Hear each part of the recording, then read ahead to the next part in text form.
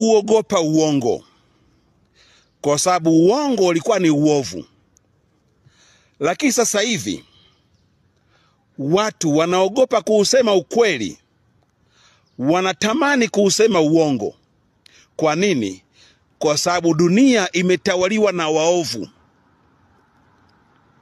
na wanajua ukiusema ukweli waovu wanachukia, lakini ukiusema uongo waovu wanafurahi. Kwa hiyo watu wanaupenda uongo.